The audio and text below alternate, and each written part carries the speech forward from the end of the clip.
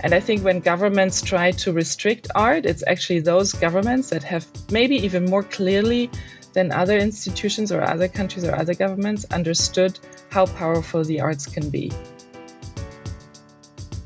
What are the main struggles of being an artist in Europe today?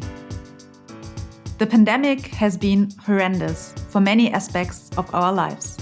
It has aggravated the dire situation of artists and cultural workers across Europe. For many years now, we have witnessed how spaces for arts and culture are shrinking and how artists are facing growing restrictions. But art is powerful. Culture is essential for a society's survival. In this episode, we discuss the day-to-day challenges artists face and how they can be better supported by funders and policymakers. This episode is part of the project Europe Takes Part. Europe Takes Part supports artists and cultural workers in Europe by raising awareness of their situation and empowering them through digital tools. In co-creative workshops, 30 artists from all over Europe develop digital tools to support them in their daily work.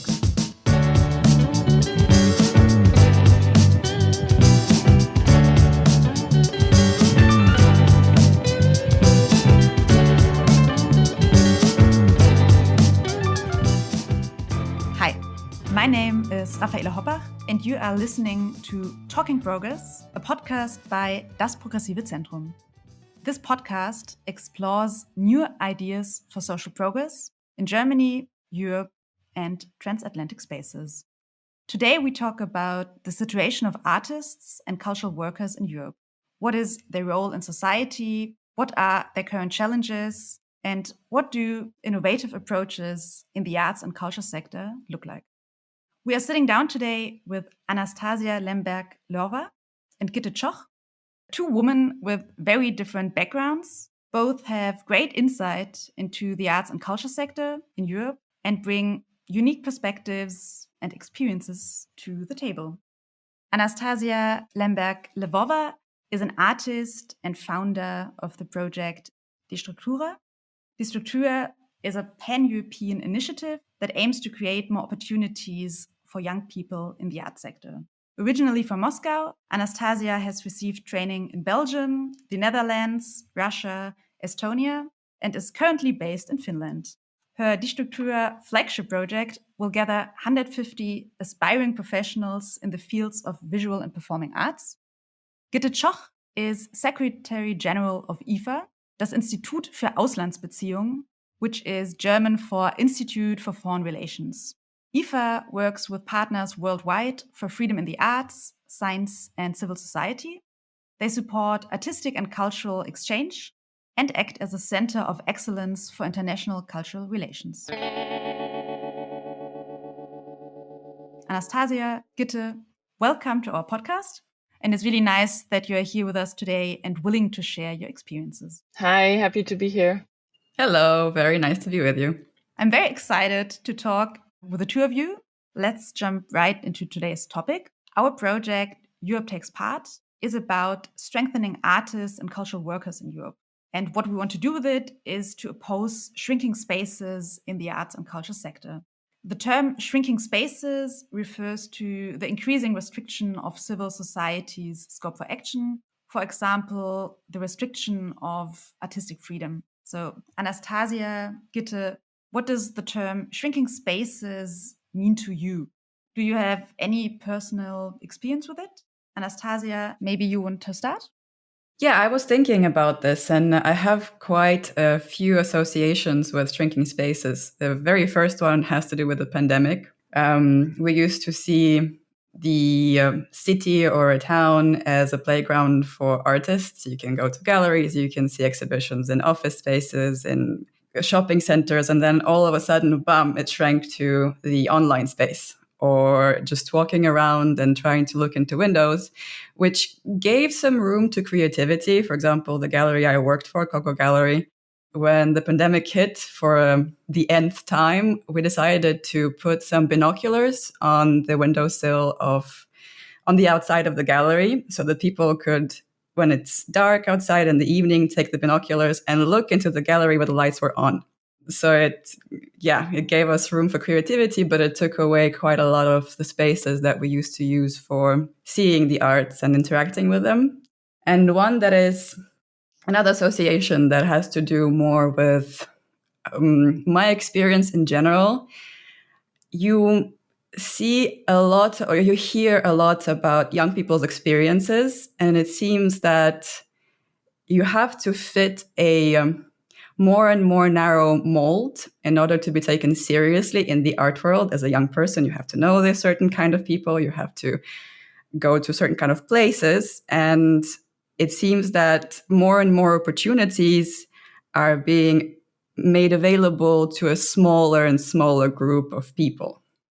And that was the second association with shrinking spaces for me.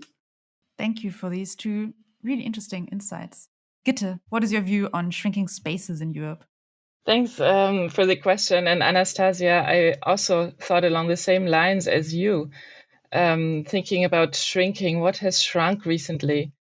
So I also looked at physical spaces and the fact that if you go to see a theater production today, there are less people in the room than before the pandemic.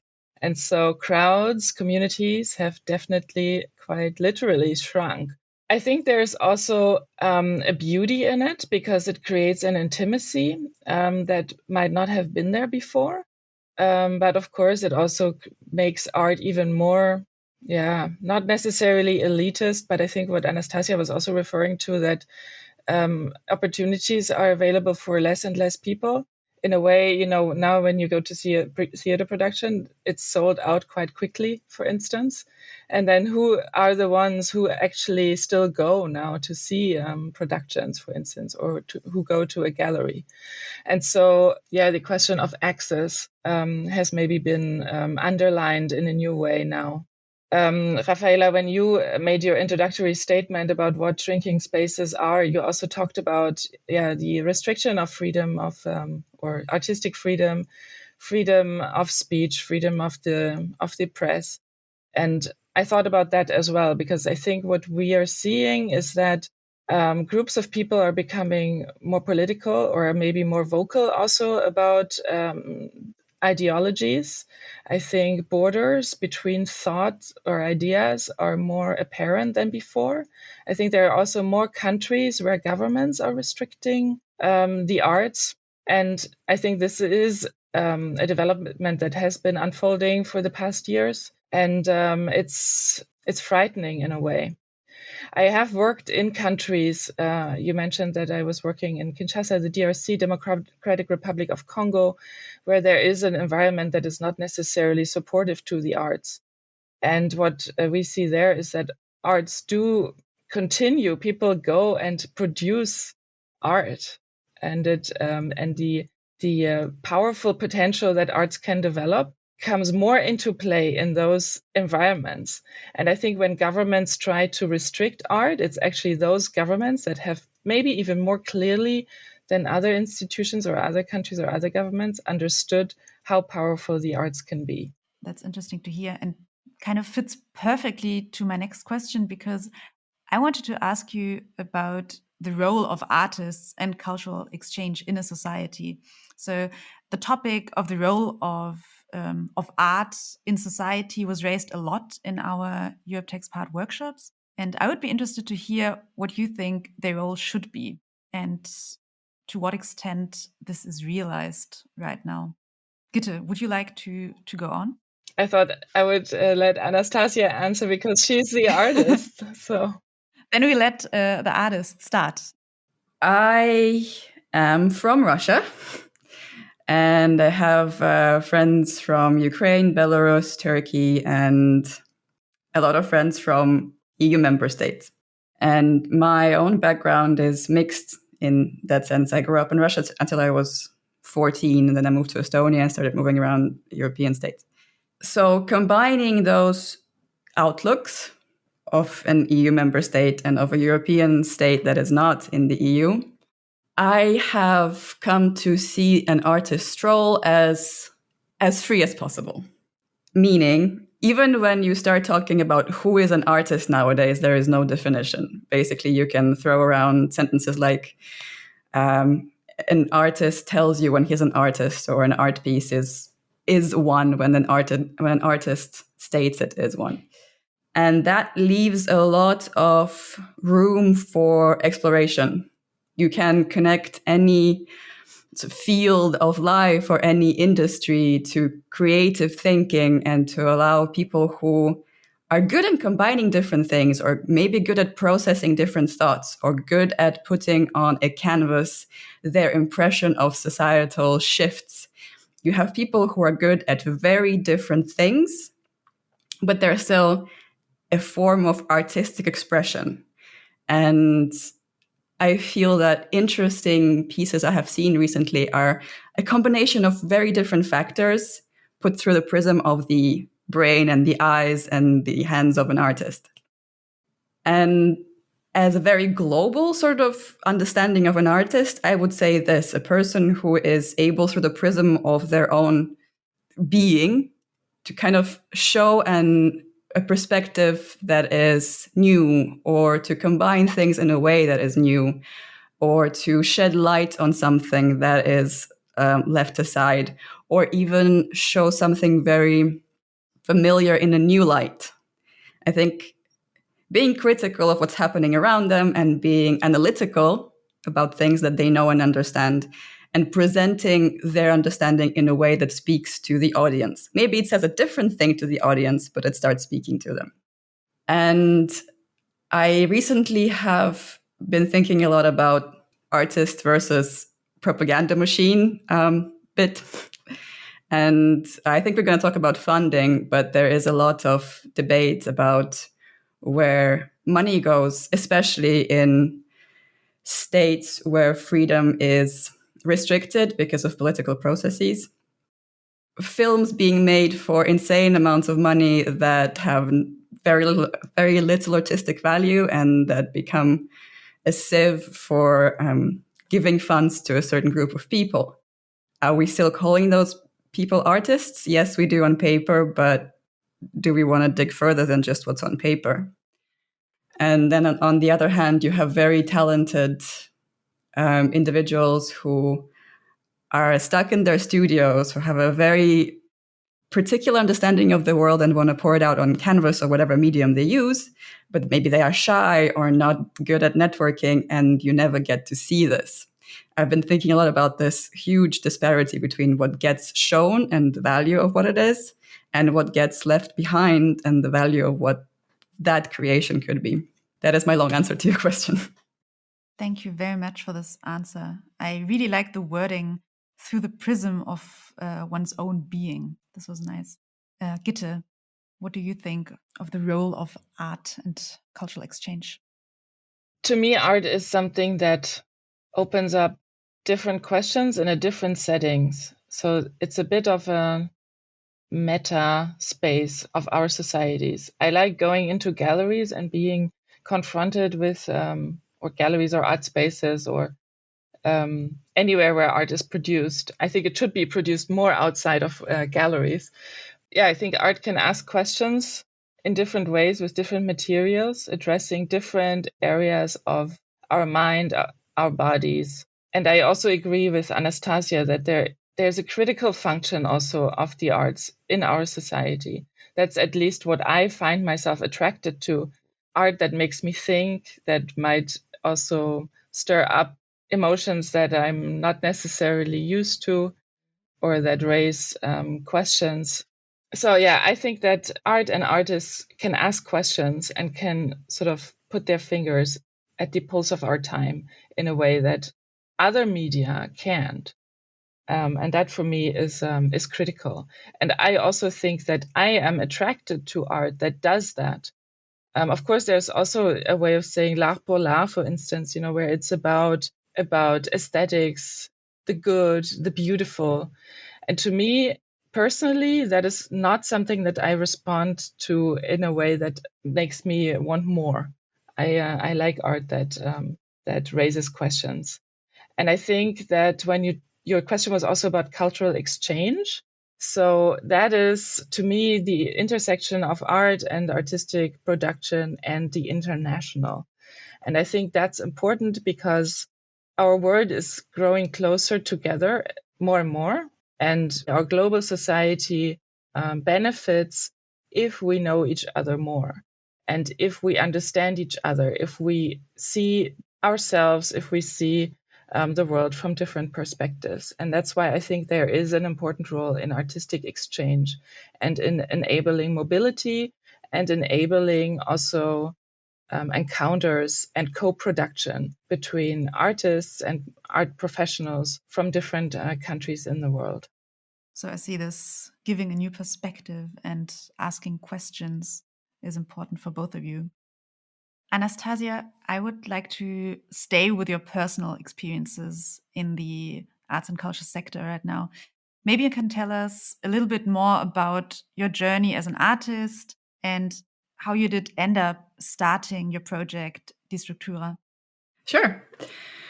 So since 2010 up until 2020, or even still now a little bit, I've been involved in the European Youth Parliament. I was a delegate, I was an official, I ran the NGO in Estonia as its president, and then I did the same in Russia as its director from Moscow for a year and a half. And I participated in international governance from Berlin. And this is something that shaped me more than any university, school, or other project. I think European Youth Parliament, EYP, is a unique environment and a unique project that is worth trying to replicate. So that's on the one hand. On the other hand, since I was 6, I was in all sorts of art schools. I started when I was in Russia, then I continued in Estonia. And after a brief flirtation with a degree in financial engineering, I stopped that and I decided to do a BA in fine arts. And then I did a bit of a master's in social design. And at some point, well, we all realized that the European Youth Parliament, the youth bit being key, it will not last forever. And even the people who are seriously engaged and do this as their second full-time job, they have to redirect their energy somewhere else. So did I. I started my professional attempts and endeavors in the art world and quickly realized that the work environment and the work ethic I have grown to know and love in the European Youth Parliament was not really there in a lot of professional environments in the arts.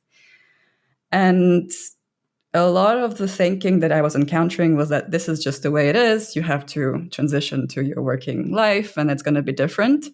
However, my thinking was, if I have known a working environment that was so motivating, so invigorating, and people were collaborating for free from different countries, putting insane hours in, creating something unique, looking to innovate and looking for new solutions, and all of that in an extremely supportive and nurturing environment, really, why should I say, okay, this was just a period and now I'm going to transition to something less optimal? So my thinking was that right now I have the time, have some resources, have this network from the European Youth Parliament, and some knowledge of the culture and art world. I'm going to try and do a project that brings more of this valuable work ethic that I encountered into this field, because I would really like to build a career in this area, and I would like to do it in a way that allows me to thrive just like the European Youth Parliament did. And I really want to share it with other young professionals who are entering this world. And I keep hearing the same problems coming up from them. So I worked in several art institutions and I did a couple of exhibitions. And the problems were similar to what I hear my colleagues and friends now share. It's the nepotism, the funding, the dismissal of new ideas, things like you're too junior to be taken seriously. In the education sector, questions like, okay, this is lovely now in my master's, but what do I do later? How do I become an artist? Oh, this is something for you not to worry about now. It all makes it just so much more difficult for young people who want to pursue a career in the arts to then start. So with this experience, I then tried to get this project off the ground with the help of certain bigger organizations. Quickly realized that this wasn't interesting for them. I was getting a lot of no's. Eventually, I started working for a Kogo gallery in Tartu, and the director was very open to new ideas, and I'm still collaborating with them on certain projects. And so they started supporting my idea, and then it grew into something that needed its own organization. So I started a nonprofit, and now we are 15 plus international volunteers or employees who are working to make this happen. We have 40 plus partners from around Europe. The open call has just started for participants. So things have moved on and developed. What is the project about? So essentially, we start now with getting 100 young professionals from different sort of fields in the art world. So artists, photographers, curators, art historians, everybody who's going to be part of the art world in the years to come, putting them together in this project and starting with think tanks. We're going to divide the 100 people into 10 groups, each focusing on a topic relevant in the art world. This is sort of to address this missing knowledge that a lot of people have coming out of academies and universities, where you don't know how to be an artist, you don't know how institutions collaborate and work together. So let's say you have one think tank who deals with the topic of funding. They're going to have several months to get in touch with our partners, get in touch with more experts, to really understand how funding in the certain area of the arts works. And then 10 different groups focusing on 10 different topics. The topics are being decided by head moderators. It's now in the works. We're involving the partners to make them as relevant as possible to the actual climate now. And the second stage is a forum. So everybody comes together in Tallinn, 150 people more or less, with the officials and moderators and everybody who's organizing it. And each think tank is going to sit down together, decide as a group what problems they can narrow down within their research that they, as a group, think are relevant. And they're going to propose solutions. For 3 days, they're going to be working on this. And then in the middle of the forum, we have a general assembly where each think tank will share their problems and solutions with the whole group. And then us on the back end, we're going to compile all of the research and the problems and solutions into a report that we then hope to disseminate among decision makers, the media, as far as we can go. Then the second stage sort of kicks in at that point. They're going to now divide themselves into smaller groups according to their interests.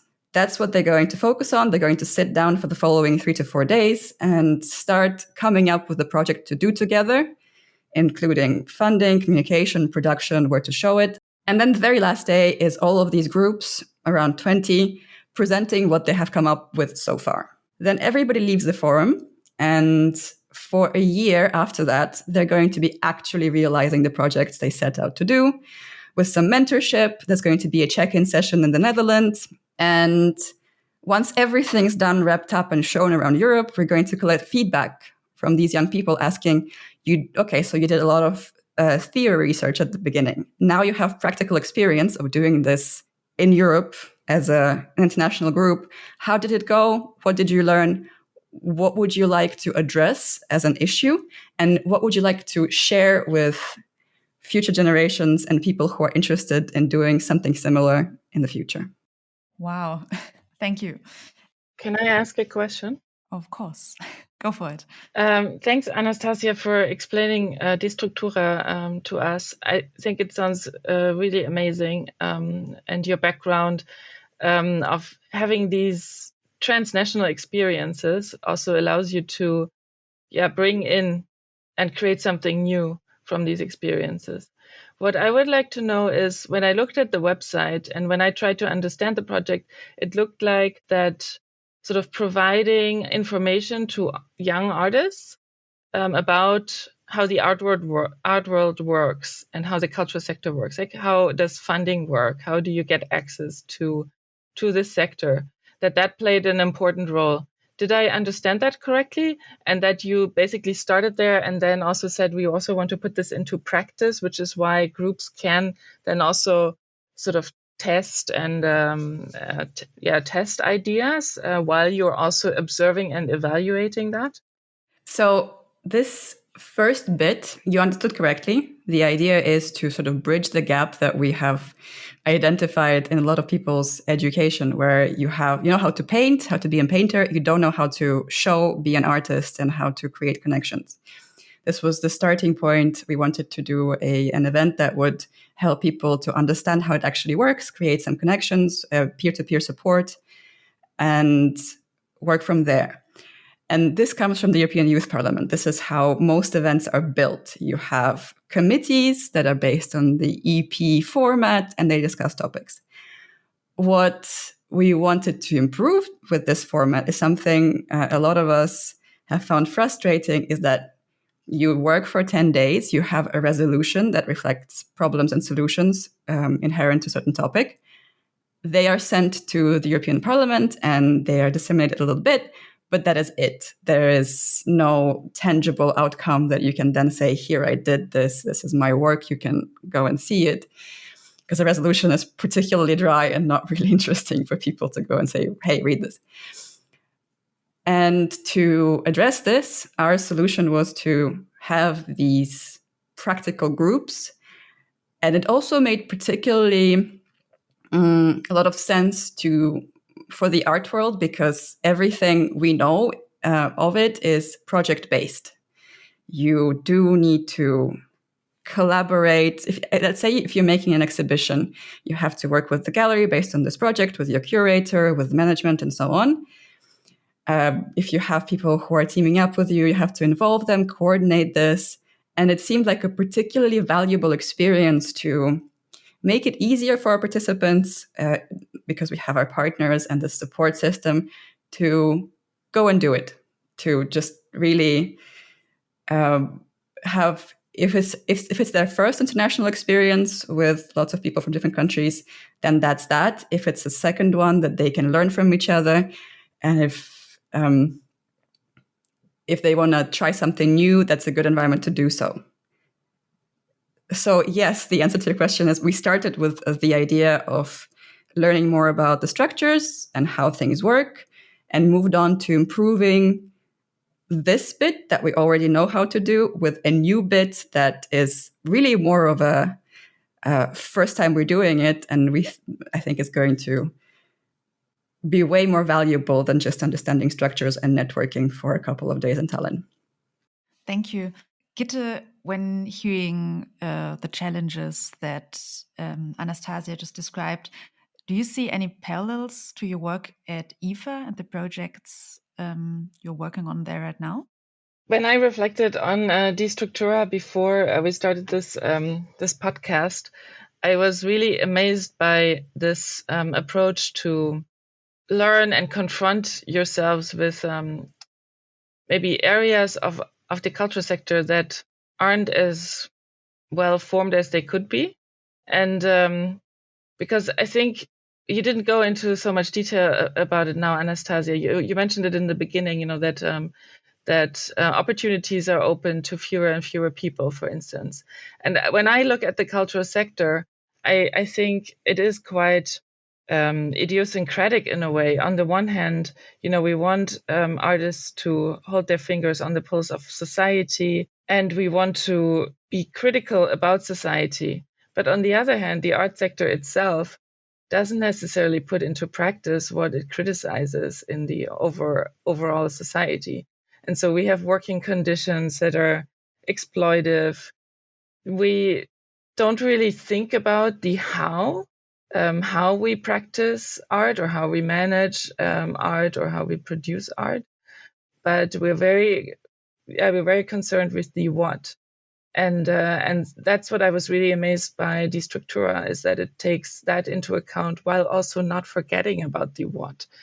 And at IFA, I think I started heading this organization 4 months ago, and I'm still learning about all the projects that are going on and the amazing initiatives that my colleagues are realizing. And I'm looking at it also with this viewpoint of, are we doing the right thing? And are we doing it in the right way? Are we transparent enough, for instance, in our own funding procedures? Just yesterday, we had a meeting about it, looking at how different projects under our roof have different approaches to the topic. And something that became quite clear is that newer projects or set up their funding structures or their criteria for selection in a more transparent and fair way, taking into account participation, equality, diversity, fairness, in a different way than projects that have been running successfully for years or even decades. And I think this mirrors quite well how the shift in our sector has already started. Thank you. What I'm personally really interested about, in fact, is the role of the pandemic when you talk about these challenges. So does the pandemic create new problems, or does it just bring existing problems to light? Yeah, Gitte. I think what's very clear is that the pandemic has highlighted what has already been a bit off in our sector. For instance, these precarious working conditions. What became very clear is that our leaders have called upon the arts and have highlighted the role of the arts and how important the arts are for society, arts and education, and even the care sector. But that is in contrast to what it's like for the people who actually make the sector live and work and who create. And I think the creators are the ones that probably were hit worst by this pandemic, because us in institutions, we're well off and we're so super privileged because our funding continues. We get paid. We continue to get paid because our working structures have been set up in a quite consistent way. Whereas in the art world, especially the more independent you get, the less structured it is and the less safe it is to produce. And I think this has become clear and it in a way that it can't be ignored anymore. So I think the pandemic has not necessarily created new problems, although of course, now that we don't really know when we can go back to producing fully, of course, that's also something, a new level of precariousness that has entered this space. On the other hand, I also think that this digital shift has been amplified through the pandemic. And I think that arts organizations and artists, both in the production, but also in the how, digital media and doing things over an online space, there's much more practice and knowledge and also hardware in it now. Mm-hmm. Anastasia, what's your view on that and the role of the pandemic? I think that the pandemic itself has been horrendous for a lot of aspects of our lives. However, the good thing that came out of it is that this is now a conversation. And a lot of people are ready for change, not necessarily only in the art sector. I'm also working with a startup in Finland called the Next Gen Project. And the premise there is that there's a new kind of leadership that's sought after. Young, talented people are looking to start their own business over going to work with an employer whose practices are suboptimal. It's basically doing the same thing as me with UIP, looking at what you're offered at the workplace and then turning away and saying, I can do better myself. And this is a crisis for big employers. How do you attract talent? And I think it has just become a brighter conversation after the pandemic, the shift to homework, working from home, and reevaluating what has been happening in all industries so far. So we also have a podcast the Structura, and one of our guests was Cyril Pesanti. He works as a communication director at the Opera of Rouen. And we were talking about his visit to students at Sciences Po and how different they are and how much less they almost care about the structures. They believe more that they can do their own thing. Their thinking is very different. And I think that the pandemic has brought this question of, okay, we've been doing it one way so far. Here are all other ways of doing it. Let's push the restart button and see what we can change. There's more talk of universal income. In LA, they have had universal income programs for artists. There's been a lot of support programs around Europe for artists. It's a conversation now, whereas beforehand it was a kitchen conversation. So I believe it's a major shaking for the world in general, and it brings about a lot of things that merit a conversation. Thank you. From a kitchen conversation to a public conversation. Gitte already mentioned this move to the digital sphere during the pandemic. And with Europe Takes Part, we, of course, focus on the opportunities of digital solutions for cultural workers. And I would be interested to hear what you think of the potential. So to what extent can digital tools help support artists, and what are their limitations? Maybe Anastasia, since you were involved in our project workshops in which we partly developed such a tool, maybe you can say how you rate the potential of digital solutions. I think it depends on a certain number of steps that now succeed the launch of the platform. I believe that there's a lot of potential, and I also know that there are several difficulties. One of them being, you have people in the art world who want to make it in the art world, but the bigger, fancier art world is so exclusive, consolidated, and it frowns upon such initiatives. I have had different feedback just regarding the fact that I have such a diverse background on numerous occasions and different levels. People saying, so what do you want to be? Do you want to be an artist or do you want to organize? Or do you want to go into politics or do you want to do art? There's a lot of this small mold that people want you to fit in. And such a platform, I think, needs to take into account this particularity of the art world and maybe engage more people who are on the upper echelons of what is considered prestigious in the art world. To understand more of who is the artist and the curator and the art world person who gets to show at a big museum why, how it works, what they're looking for, how they function.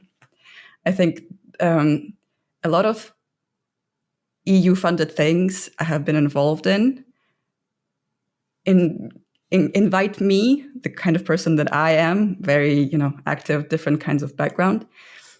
But the art world is more reluctant to invite me. So I think if you look into that gap and try to address it, it would make the efficacy of the platform way greater. And when it comes to the funding aspect, I think I have been to the platform. I think it already helps a lot. It is focused on public funding and grants in particular. I think if there was a section that explored different ways of funding that are available nowadays, like crowdfunding, patronage, and sponsorship agreements for certain kinds of projects in the arts, it would broaden the horizons of people who enter there and make them see it as an option. My experience has been in the arts that people don't see, for example, during a partnership with some firm, if they have, if you're doing a project that is based on trying to tackle climate change, you don't very often think of teaming up with wind wind renewable energy company, but you can try. It's not guaranteed you're going to get anything out of it, but it is always an option. And we know it in the European Youth Parliament. We have topics that are relevant to different companies, and we try to create relationships with those companies. I think just broadening the spectrum of how things can be funded on the platform and giving some advice on how to pursue those lanes would, again, make the impact greater. Thank you also for already taking a look at the platform. I'll talk a little bit more in detail about it later. But Gitte, maybe you can talk a little bit about your take on the potential of digital tools. I think potential in general of the internet is great and unlimited. I think we see it that it's a great tool to connect people, because it doesn't matter where you are on the globe or even in cities or in the countryside, you can access the internet, even though, I mean, this is so easily said, but actually there is also a digital divide that we should also take into account. You know, not everyone has the equipment or the internet connection or the money to buy internet connection. But, you know, in general, I think especially offering peer-to-peer learning, I think what you're trying to do with the platform, but also other kinds of learning, more structured ways of learning. I think there's sort of anything that offers a service, really, you know, where you can learn. There's a lot of potential. I wonder if creating your own platform and putting a lot of resources into making an offer for exchange, if that's, I wonder what is the benefit really, you know, in terms of effectiveness also, because the internet is also changing quickly. We're used to these huge platforms that are dominating the market, that are extremely user-friendly and fast and based on visuals and easy to use. And so I wonder, you know, what you can create on top of that, or for a specific group that creates a benefit or an added value for the users. And I guess it would be through having really good information, like Anastasia was saying, even more information, even more sort of targeted to your target group. I also see that learning on the internet, I follow certain topics, and I see that it's based on people. You know, I mean, this is a storytelling rather than institutions offering things on the internet. So I wonder how you can sort of use that as well to attract more people.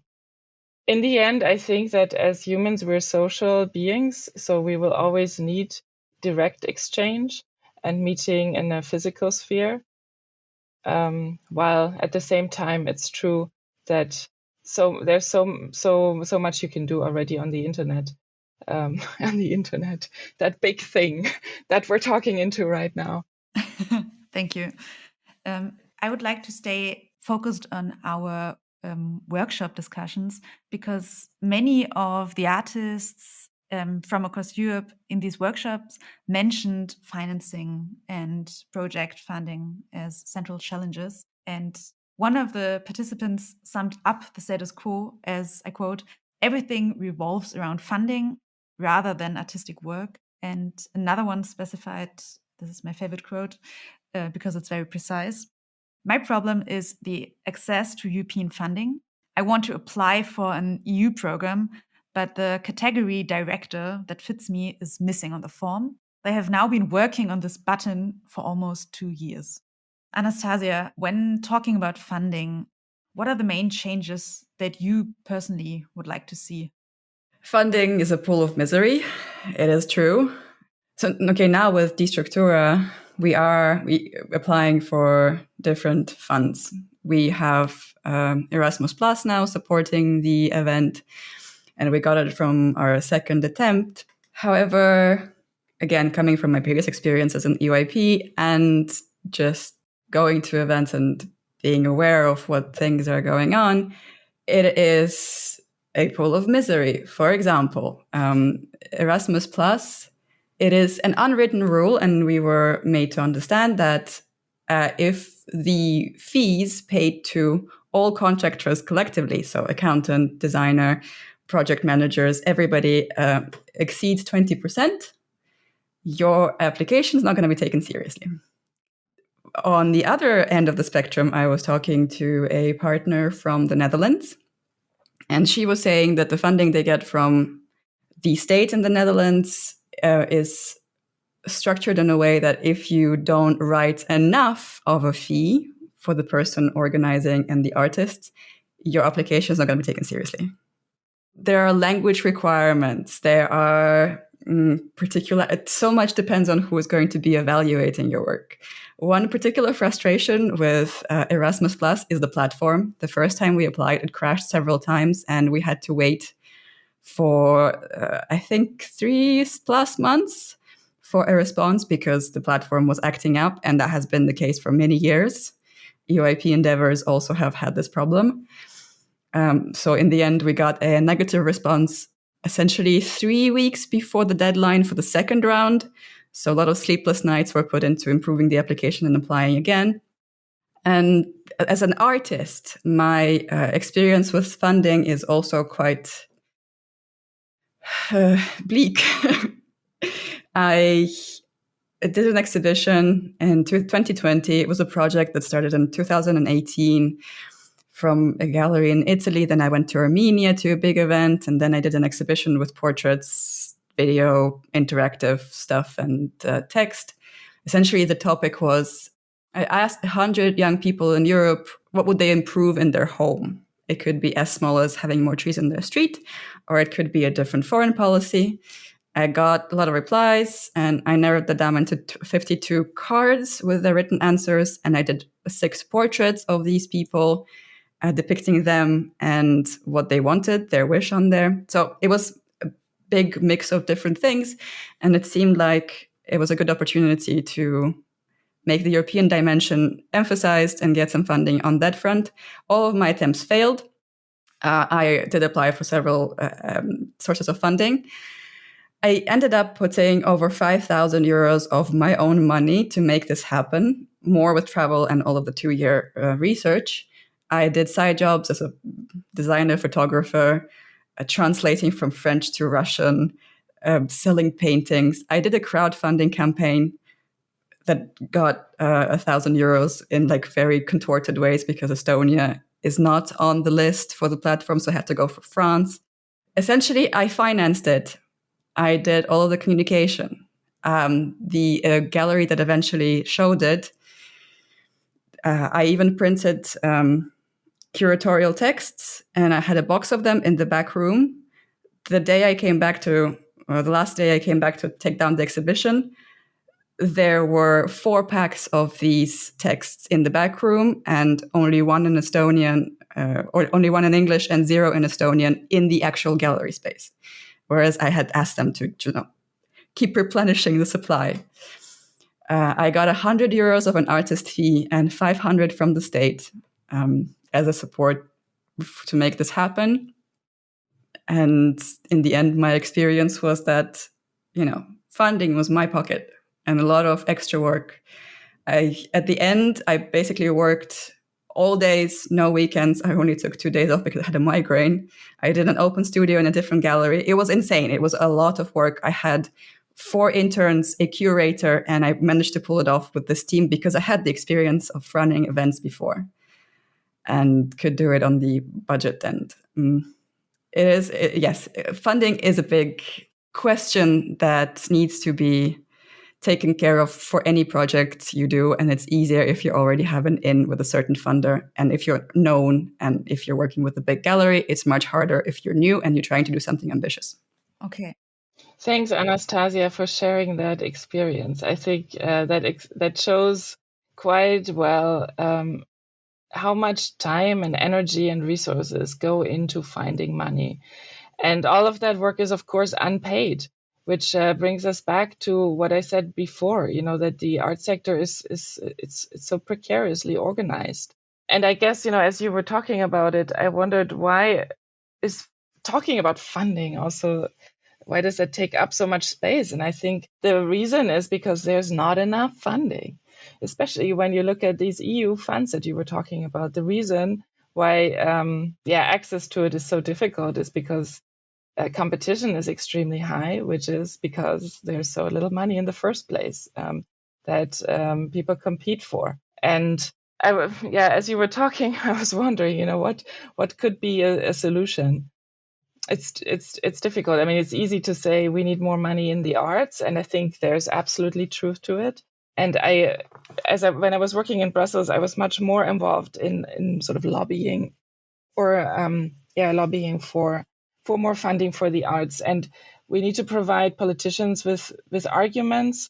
At the same time, it's not so hard to explain the role of culture in our societies. We talked about that earlier in the conversation. And maybe connected to the funding issue is this access issue that Anastasia, you were also talking about, that it's difficult to enter into prestigious places. Of course, why do you want to enter into these places? So you want to participate in this symbolic capital maybe that they provide. You want to gain reputation. You want to, I don't know, maybe also increase your visibility and then also increase outreach and impact. And I think this is linked to a question also of aesthetics. And sometimes, maybe to start anew, what I like about some of the European funds is that since so many different ideas of what is art from different European countries are combined in the EU sense, none of them are dominating. And so different ways of evaluating an artist's work have to be found, which is why sometimes, it is okay to say, I am an artist, that's why I can apply for this funding. When you look at German space, for instance, there's an understanding of high quality, as we call it, that is often unreflected, and it's sort of taken for granted. There's some sort of idea of universal aesthetics, which is, of course, not universal. And I think this is what you're knocking at, Anastasia, when you feel like you don't have access to this because you might not play into this sense of aesthetics and into this idea of social or symbolic capital that you come with. Or that, I think the art world is changing. I think there are institutions that have staff that also looks at this universal aesthetic, for instance, critically. And I think what helps is also international experience, because once you have seen what is produced by dancers or choreographers in a space like Congo, then it becomes quite clear that, what is better than the other. And I don't think none of it is any better. There's different ways of looking at art and understanding art and also evaluating art. So, funding as such a big issue and time consumer also in building an artistic career, and time consuming practice that goes unnoticed largely, but also projects in itself, I think, might also be part of the problem, because that means projects are time limited interventions, right? And so, of course, if you provide funding for projects, that means that there's always a cycle, that it's always, there's a beginning and an end. And I think that's great, because I think you can bring innovation into our society through that. But of course, it also means that you have to reapply and make sure that you have the next project going on. While at the same time in Europe, we have, luckily, we're super privileged. We have big institutions like operas and museums that have structured funding that is renewed year by year. And the people working in these institutions, they have salaries they have tariffs also, or regulated hours that they work in. And so the sector in itself is also highly diverse, which obviously doesn't really help artists like Anastasia to get a foot in. Yeah, I think what the big opera houses, museums, and contemporary art centers have that most aspiring artists or young artists do not are fundraisers. And, you have patrons, you have different sources of funding. The Paris Opera, yes, it gets a big chunk of governmental money, but they have a number of contributors who are interested in seeing that institution thrive. I think for the art world, we need more fundraisers who understand how money goes about. There's also an issue of how the art and culture sector is seen by potential sponsors. And I believe that the reputation of the arts in general in our society is pretty poor. I remember there was this viral speech by a far-right politician, albeit, but still they were mocking artist work, saying, look, this painting is untitled. Does it mean that the artist ran out of ideas? Or this one is called Cow. It is red canvas. How does this make sense? Do you really want to continue funding the arts from your own pocket, lovely people? That barrier between understanding what the arts do and what is the importance in society at large, I think also makes it harder for people to get their value in dollars to produce what they want to produce in the future. I think that's an interesting point about private money. I'm not sure if it's better than public money, because public money comes with regulations. And in the, regulations can also be understood in a positive sense. There's a joint or a communal understanding of what money should be spent on. Whereas with private funders, you have none of that. And I come from a city, Stuttgart, in the south of Germany, which is quite wealthy. There are a lot of companies that have been attributing to the wealth of the area for decades. And so what you were mentioning, the opera and other traditional art institutions do have these circles of friends that support the opera. It comes with a lot of power, and it's sort of unregulated power in a way, because so easily you can say, oh, I give this money, but I want to know exactly what it's for, or only for this artist, or only for this cause.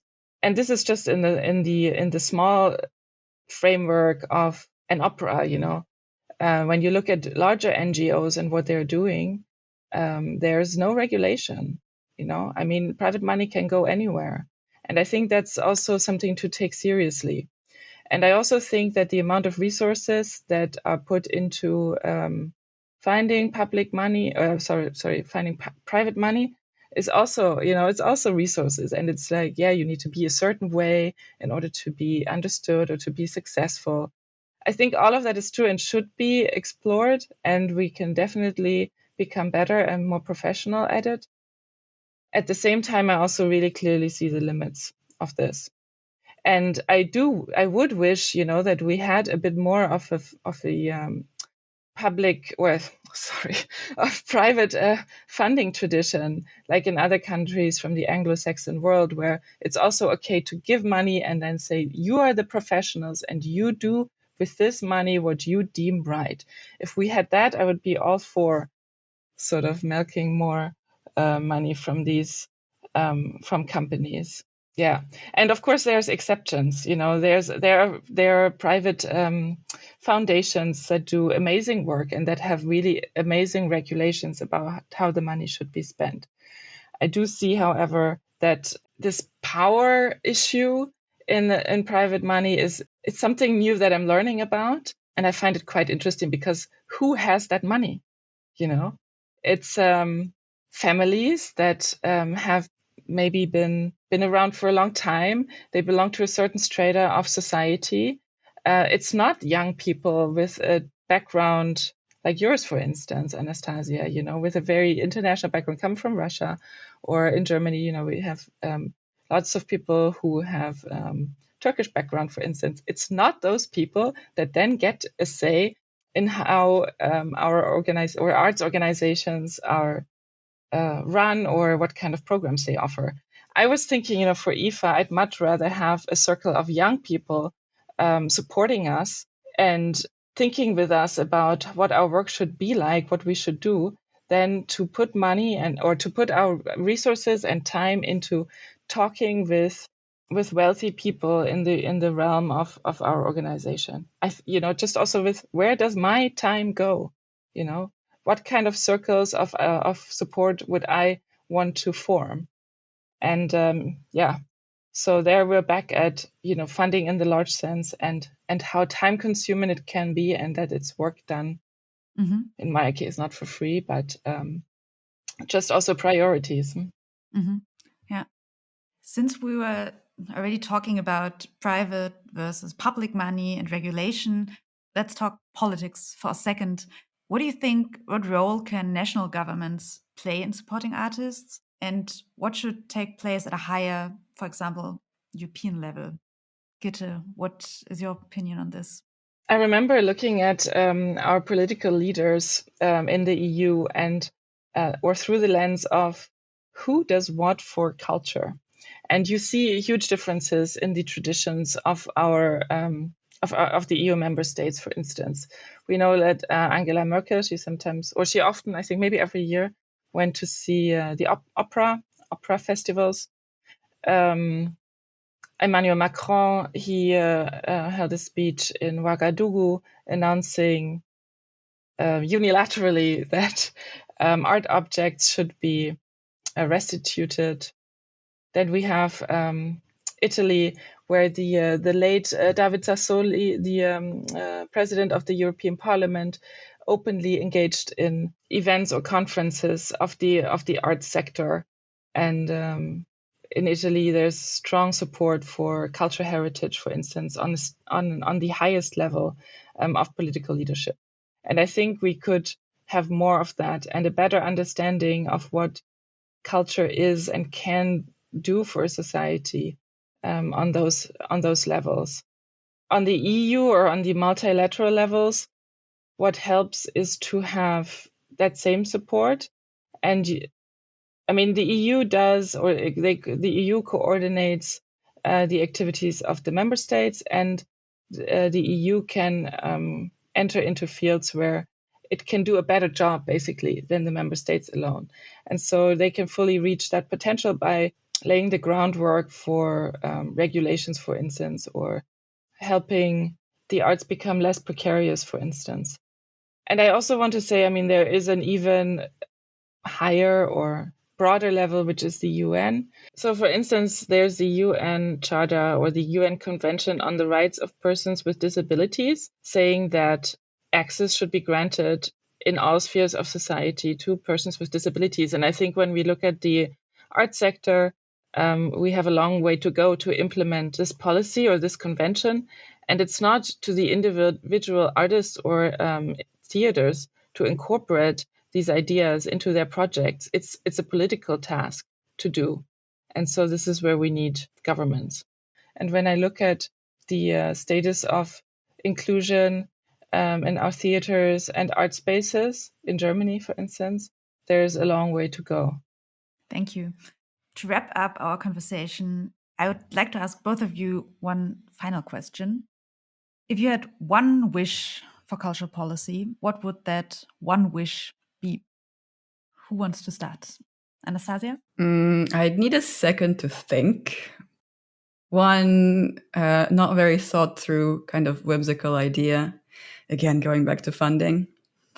I know that a lot of parliament-funded, commission-funded events have, you apply for a year with a budget.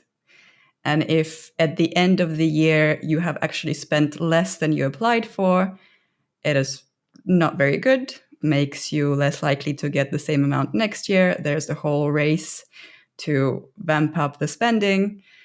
And on certain occasions, it has been asking the hotel to charge you more than they originally wanted just to comply with the budget, or spending huge amounts on presents to the speakers. instead of fees. There's a lot of wiggle room just in order to comply with the original budget and at the end of the year. And it's kind of systemically encouraged. This is what you're supposed to do. It's like an unspoken truth. What if we flipped that on its head and said, if you spent less than you originally wanted, the surplus is going to go towards certain goals. So instead of encouraging, spending money frivolously to reach a number that was originally stated, you encourage spending money frugally and to the needs of the project. And if there's a surplus, it has a stated purpose and it's not going to influence somebody's chances of getting the same amount of money next year. That would be my one small idea. Thank you. Gitte, what is your one wish? Anastasia, I think that's a great wish to have, because I think I would think even bigger and say that this paradigm of austerity should be substituted by a paradigm of impact. We should measure our projects by the impact they have, not so much by how cost effective they are, because I think this idea that you have to be very careful with your spending and very exact and always choose the cheapest option sort of has as an underlying principle that there's mistrust and that you would sort of be effective and using money frugally. But yeah, so that's just a comment on what you said. I think when I look at the art sector, what would help is to have transparent and fair processes of hiring and appointing people in important positions, be it as directors or as managers in institutions, but also in juries and other bodies of power when it comes to funding and award processes. Because I think if you do that, and if you have more diverse people and people with a different way of understanding also the art sector, maybe less elitist, for instance, less formed by this idea of the genius artist or by universal aesthetics, then a lot of things, a lot of change and innovation can happen in the art sector. That would be my one wish. Thank you both for these ideas right now, but also for your thoughts and stories so far. It was really interesting and I learned a lot. Something we always ask our guests at the end of each episode is if they have any recommendations for our listeners. Hence, do you want to share anything with our listeners today? Gitte, do you want to start?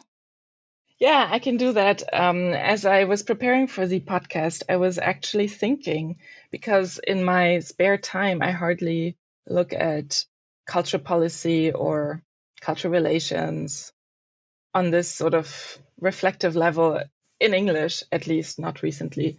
And so I dug around a little bit. And there's a network called IETM. It's a network for the performing arts sector. It's global, and the head office is based in Brussels. And they do amazing work on policy and on influencing also EU policy for the art sector. And they have last year published a report called Supporting Relevance: Ideas and Strategies for Inclusive, Fair and Flexible Arts Funding. It's written by Milica Ilic and Fatin Fahad, published by IETM.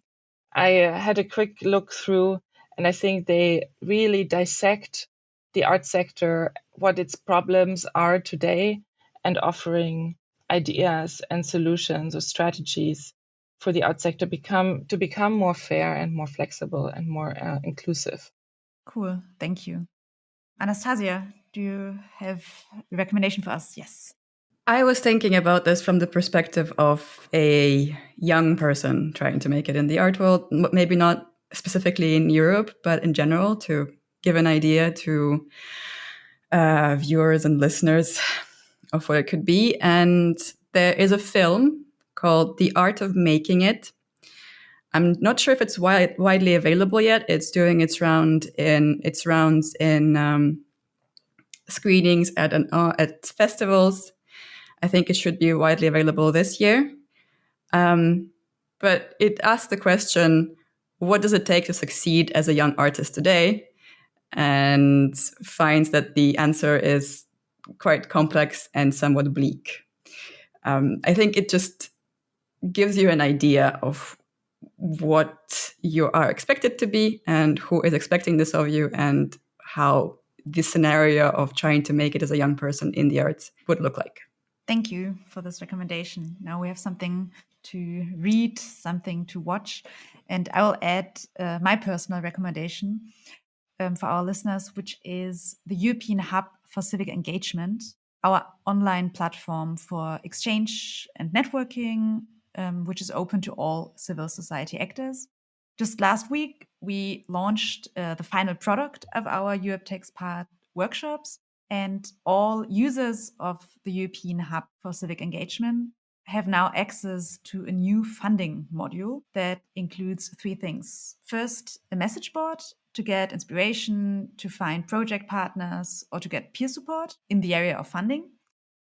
Second, we have a funding search where you can find a collection of funding opportunities, private and public. And third, a funding checklist where you get feedback and assistance in preparing project proposals. So feel free to take a look and please share your feedback with us. Of course, everything that we just mentioned here will be linked in our show notes. So we're already coming to the end of today's podcast. Thank you, Anastasia and Gitte, for being here with us today. I'm sure we could have continued talking much longer. So thank you a lot for being with us today.